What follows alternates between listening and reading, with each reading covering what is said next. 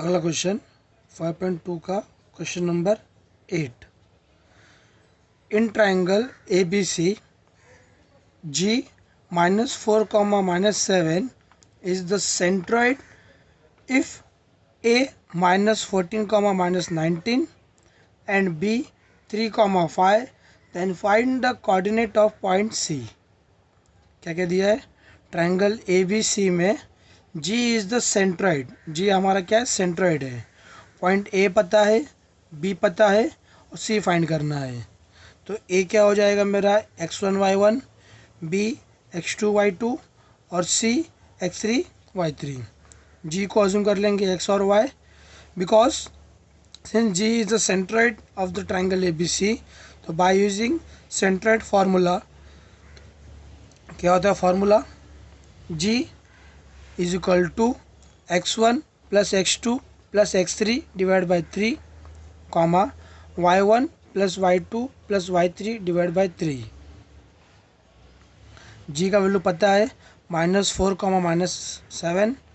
x1 का value दिया है हमको -14, x2 3, x3 नहीं पता है तो वहाँ पे लिखेंगे सिर्फ x3। Same y1 -19, y2 5, y3 नहीं पता है तो उधर आएगा y3 अपॉन 3। सॉल्व करने के बाद -14 plus 3 -11 plus x3 upon 3, comma -19 plus 5 is equal to -14 plus y3 वैसे का वैसे ही अपॉन 3। अब फर्स्ट टर्म x कोऑर्डिनेट के बराबर होगा, सेकेंड टर्म y कोऑर्डिनेट के बराबर होगा, तो ये इक्वल टू -4, तो second term is equal to -7। Cross multiply कर देंगे तो 3 × 4 12, माइनस था इसके लिए -11 प्लस x3, 3 × 7 21, माइनस था इसके लिए -14 प्लस y3 सेम। आगे x3 फाइंड करना था, 11 यहाँ पे आके क्या हो गया? Plus -12 plus 11 is equal to -1, y3 is equal to -14 था वहाँ पर आके क्या हो गया? +14, -21 प्लस 14 इज इक्वल टू -7। तो सी का कोऑर्डिनेट क्या मिल गया हमको? -1, -7। आंसर लिख देंगे the coordinate of point C is -1, -7। समझा? Question number 9। A h, -6, B 2, 3 and c -6, k are the coordinates of vertices of triangle whose centroid is G. Find H and K। क्या दिया है? 3 पॉइंट दिए हैं, बताया है कि वो क्या है? वर्टिसेस है ट्राइंगल का, मतलब ट्राइंगल के पॉइंट ए बी सी, उसको अज्यूम कर लिया मैंने x1 y1, x2 y2 और x3 y3। जी हमारा सेंट्रॉइड है, उसको अज्यूम कर लिया मैंने x और y। तो since G is the centroid of the triangle ABC, therefore by using centroid formula G is equal to x1 plus x2 plus x3 divided by 3, y1 plus y2 plus y3 divided by 3। सबका value मैंने put किया, G के जगह पे G का value, x1 सबका value put करने के बाद 2 - 6 -4 -3 प्लस -6 प्लस 3 -3। अब आगे सॉल्व नहीं होगा तो फर्स्ट टर्म x कोऑर्डिनेट के बराबर, सेकेंड टर्म y कोऑर्डिनेट के बराबर।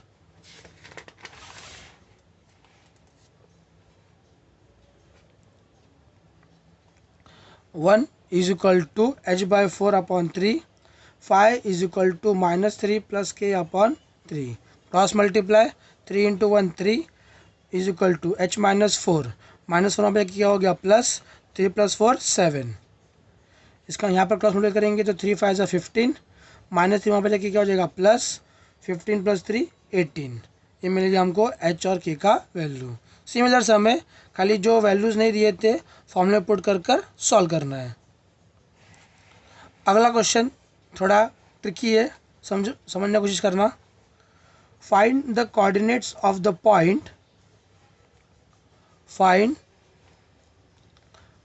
The coordinate of the points of the trisection of the line segment A B with A and B are given. क्या बोला है? Find the coordinate of point, हमको point का coordinate find करना है। कौन से पॉइंट का? Of trisection. Trisection का मतलब होता है तीन इक्वल पार्ट। किसका?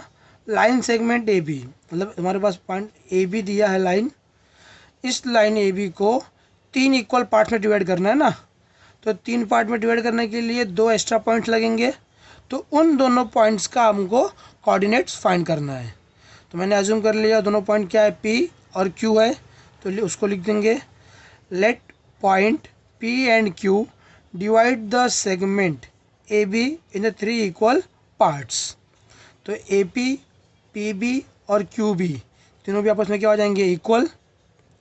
तो फिर पॉइंट पी के बारे में बात करेंगे, तो पॉइंट पी क्या कर रहा है, एक ए से एक इक्वल पार्ट है और पी का बी से दो इक्वल पार्ट आ रहे हैं ना, तो सिर्फ पी के बारे में बात करेंगे तो पॉइंट पी ए बी को 1:2 में डिवाइड कर रहा है, समझा।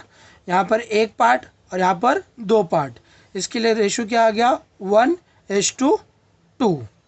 तो point P divide the segment A be in the ratio of 1:2। समझा। 1:2 क्यों आया, क्योंकि ए से लेके पी तक एक इक्वल पार्ट था और पी से लेके बी तक दो इक्वल पार्ट थे, तो हमको रेशियो मिल गया। तो ए क्या हो जाएगा मेरा x1 y1, बी क्या हो जाएगा मेरा x2 y2 और रेशियो मेरा m:n क्या हो जाएगा 1,2। तो बाय सेक्शन फार्मूला,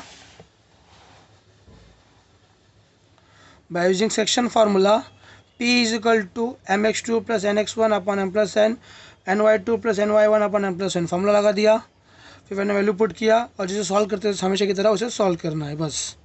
P का वैल्यू क्या मिल गया 0,2। सिमिलरली पॉइंट Q के बारे में बात करेंगे तो पॉइंट Q कहाँ पर है, देखो ये पॉइंट Q।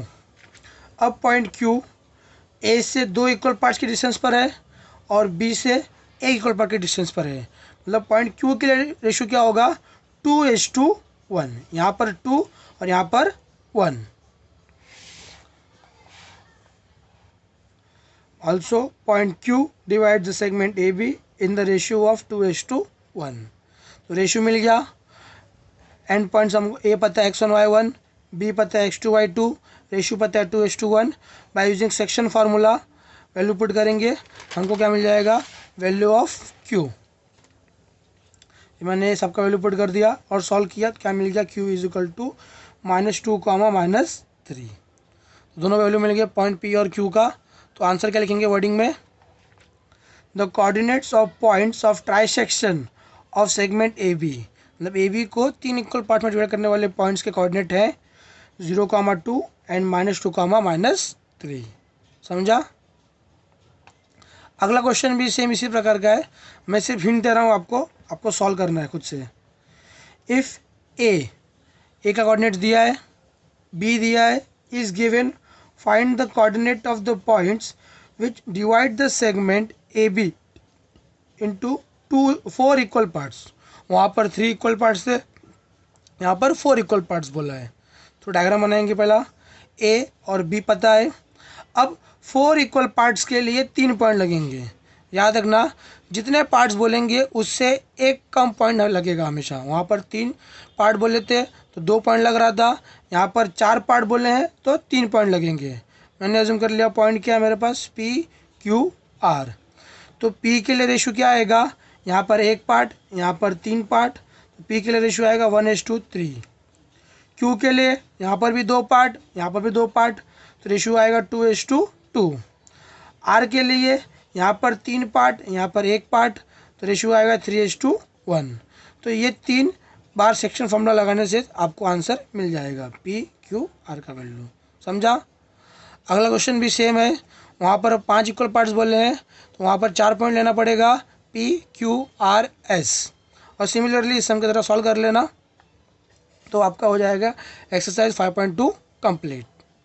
अगला टॉपिक है slope, how to calculate slope.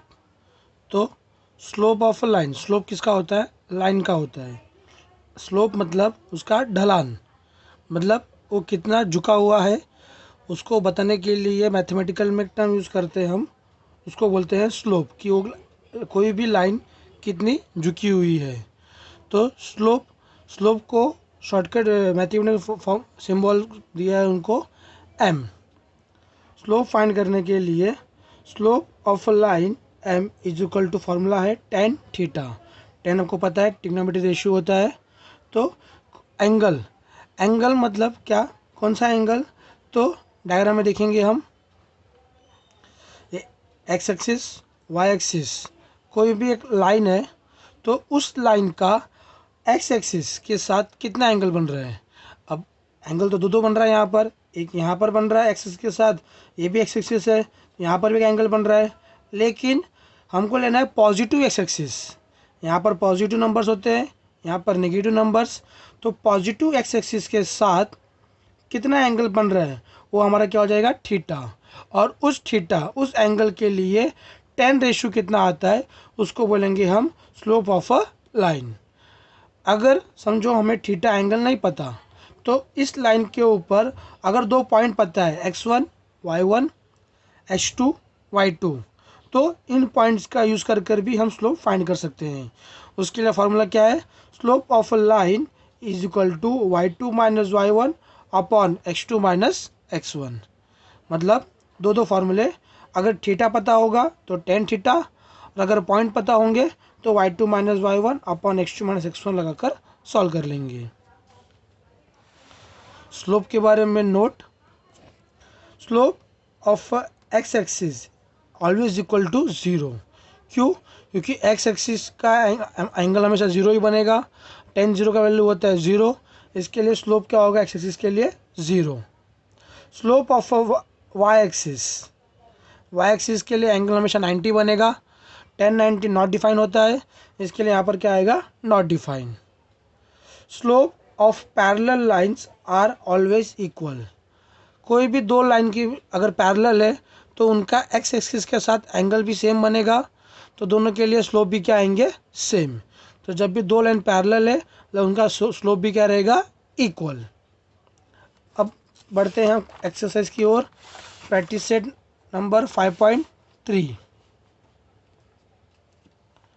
Question क्या दिया है पहला देखो, angle made by the line with the positive direction of x axis are given, find the slope of this lines. क्या दिया है, एंगल दिया है लाइन्स का एक्स एक्सिस के साथ, हमें स्लोप फाइंड करना है। फर्स्ट क्वेश्चन 45 डिग्री, तो थीटा हमारा कितना हो जाएगा 45 डिग्री। स्लोप का फॉर्मूला क्या होता है, टेन थीटा, तो टेन थीटा की जगह पे 45, तो 1045 का वैल्यू कितना होता है 1। हमने 9 स्टैंडर्ड में पढ़ा है वैल्यूज़, 1045 कितना होता है 1। अगर नहीं पढ़ा होगा तो 9 स्टैंडर्ड की बुक खोल कर देख लेना एक बार, और 10 के सारे वैल्यू फाइंड कर लेना। सिर्फ हमें 10 ही याद रखना है यहाँ पर। सेकंड क्वेश्चन 60, तो थीटा 60, स्लोप क्या हो जाएगा 1060 मतलब √3। थर्ड क्वेश्चन 90, तो स्लोप ऑफ लाइन क्या हो जाएगा 1090 का वैल्यू नॉट डिफाइन, इन्फिनिटी और नॉट डिफाइन भी बोलते हैं उसको। तो ये हो गया तुम्हारा question number first. Second question देखो, find the slopes of the line passing through the given points. अब स्लोप फाइंड करना है लेकिन पॉइंट्स दिए हैं, तो सेकंड फॉर्मूला मैंने बताया है। जो फर्स्ट पॉइंट तुम्हारा क्या हो जाएगा x1 y1, सेकंड पॉइंट तुम्हारा क्या हो जाएगा x2 y2। तो स्लोप ऑफ लाइन क्या हो जाएगा, formula y2 minus y1 upon x2 minus x1। y2 का वैल्यू 7 माइनस 3, x2 का वैल्यू 4 माइनस 2, 7 माइनस 3 4, 4 माइनस 2 2, तो 2 2 ज़ा 4, कैंसिल, क्या आ गया आंसर 2। सेम है, सेकंड क्वेश्चन देखेंगे सेम। ए पता है, पी पता है, क्यू पता है, स्लोप फाइंड करना है।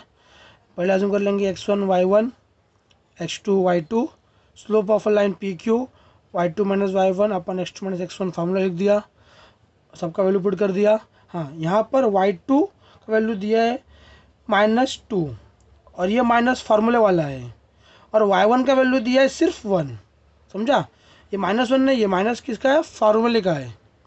x2 कितना दिया है 5, फिर ये फार्मूले वाला माइनस यहाँ पर, और बाद में x1 का वैल्यू भी दिया -3, तो एक और माइनस आ जाएगा यहाँ पर।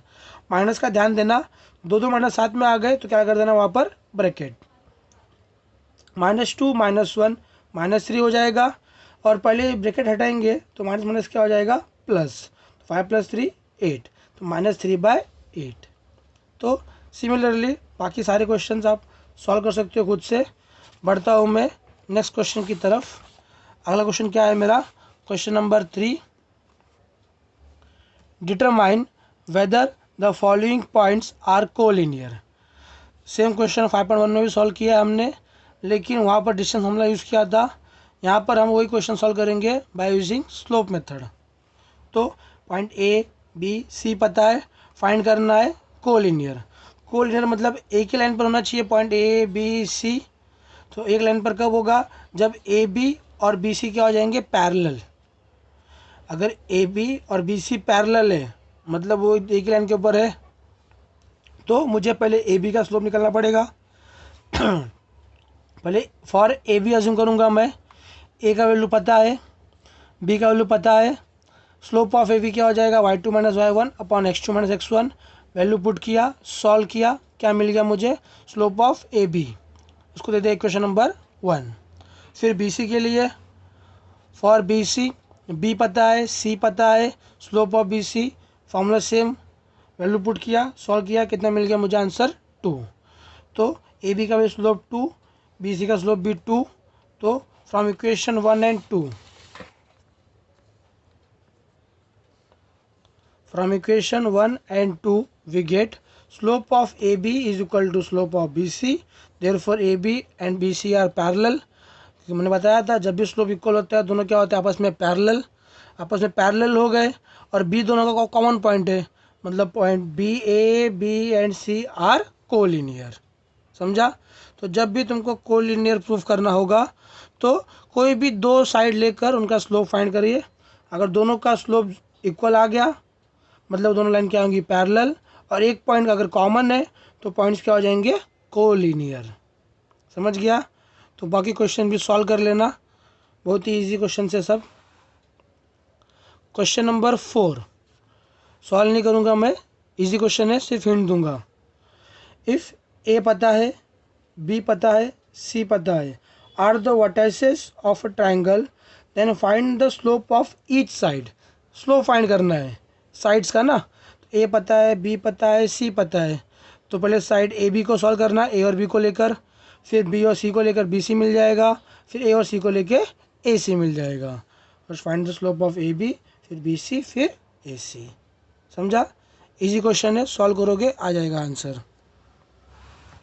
Question number 5, show that the A B C D are the vertices of parallelogram.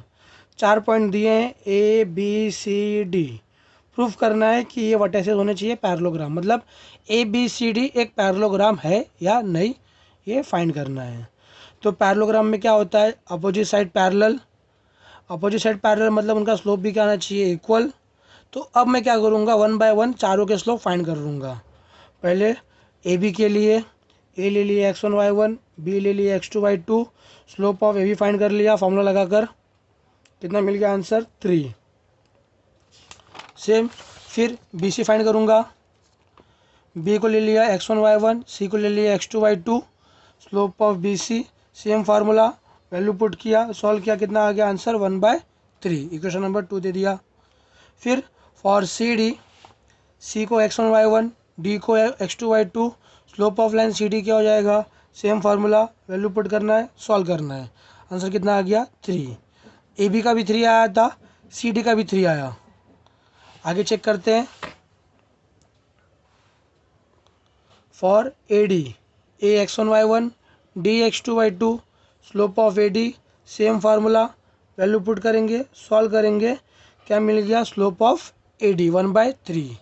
B C का भी 1/3 आया था। तो बोल सकते हैं हम कि from 1 and 3 slope of A B और सी डी इक्वल आ गया 3/3। तो ए बी और सी डी क्या हो जाएंगी, पैरेलल। फिर स्लोप ऑफ बी सी और ए डी भी इक्वल आ गया 1/3। तो बी सी और ए डी भी क्या हो जाएगी, पैरेलल। तो देखो अपोजिट साइड्स क्या हो गए, पैरेलल। तो quadrilateral A B C D is a parallelogram. समझा बच्चों। अगर तुमको कभी भी पैरेललोग्राम प्रूफ करना है बाय यूजिंग स्लोप मेथड, क्या करोगे, चारों साइड का स्लोप निकालोगे। अगर दो साइड्स का स्लोप आपस में इक्वल आ रहा है, दोनों साइड क्या हो जाएंगी, पैरेलल। दो पेयर्स अगर पैरेलल हो गए तो क्या बन जाएगा, वो तुम्हारा पैरेललोग्राम। अगला question, question number 6, find k if R 1, -1 s -2, k and slope of line R S is -2। R पता है, एस पता है, उनका स्लोप भी पता है, बीच में एक वेरिएबल आ गया है के, वो फाइंड करना है। तो आर को अज्यूम कर लो x1 y1, एक्स हमारा हो जाएगा x2 y2, स्लोप का फॉर्मूला लगा दिया। लेकिन slope of line R S तो मुझे पता है कितना है, -2, और यहाँ पर मैंने y2 का वैल्यू मुझे पता है के माइनस फार्मूले वाला, और ये y1 का वैल्यू -1, तो और x2 का वैल्यू -2, ये माइनस फार्मूले वाला, x1 का वैल्यू है 1, तो माइनस माइनस क्या हो जाएगा, प्लस, -2 -1 -3, तो यहाँ पे जाएगा क्रॉस मल्टीप्लाई, -3 इंटू -2 6, यहाँ पर +1 था, मुझे क्या हो जाएगा, -1, 6 - 1 5, क्या मिल गया, k = 5। इजी था क्वेश्चन, सिर्फ तुमको क्या दिया था इस बार, स्लोप फाइंड नहीं करना था, स्लोप दिया था तो उसका वैल्यू पुट करके इक्वेशन बन जाएगा, उसको सॉल्व करेंगे तो हमको जो अननोन वेरिएबल है के वो मिल जाएगा।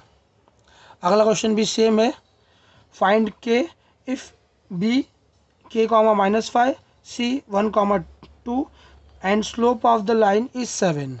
सेम x1 y1 का वैल्यू दिया है, x2 y2 का वैल्यू दिया है, स्लोप का वैल्यू भी दिया है, के फाइंड करना है। तो जो प्रीवियस क्वेश्चन हमने किया था उसका रेफरेंस लेकर तुम सॉल्व कर सकते हो। लास्ट क्वेश्चन एक्सरसाइज 5.3 का question number 8, find k if P Q parallel to R S and P 2, 4, Q 3, 6, R 3, 1 and S 5, K। P Q और आर एस पैरेलल दिया है, मतलब उनके स्लोप भी इक्वल होंगे, तो P Q parallel to R S, therefore slope of P Q is equal to slope of R S. तो एक बार स्लोप का फॉर्मूला लगाएंगे पी क्यू के लिए और एक बार आर एस के लिए। तो पी और क्यू को देखकर वैल्यू पुट करेंगे, तो पी और क्यू के लिए ये y2 क्या हो जाएगा, ये देखो तुम्हारा x1 y1, ये तुम्हारा x2 y2, तो y2 - y1 मतलब 6 - 4, और x1 - x2 - x1 मतलब 3 - 2, 6 - 4 और 3 - 2। सेम आर एस के लिए, ये तुम्हारा x1 y1, ये x2 y2, y2 - y1 मतलब k -1, x2 - x1 मतलब 5 - 3, सॉल्व कर दिया, 6 - 4 2, 3 - 2 1, 5 के में से 1 तो माइनस होगा नहीं, तो सेम 5 - 3 2, क्रॉस मल्टीप्लाई कर देंगे, 2 2 ज़ा 4, 1 इंटू के 1 इंटू 1 1, -1 था हमें क्या हो गया, +1, तो 4 + 1 = 5, क्या मिल गया, के का वैल्यू 5। समझा, कुछ नहीं था क्वेश्चन में, खाली पैरेलल दिया था तो स्लोप भी क्या हो जाएंगे, इक्वल। तो दोनों के लिए एक बार पी क्यू के लिए स्लोप का फॉर्मूला लगा दिया और एक बार आर एस का स्लोप का फॉर्मूला लगा दिया, के टर्म में इक्वेशन मिल गया, सॉल्व कर दिया, क्या मिल गया, के = 5। तो हमारा 5.3 एक्सरसाइज भी कंप्लीट होता है। जो क्वेश्चन मैंने छोड़े हैं उसको सॉल्व कर लेना। मिलते हैं अगले वीडियो में।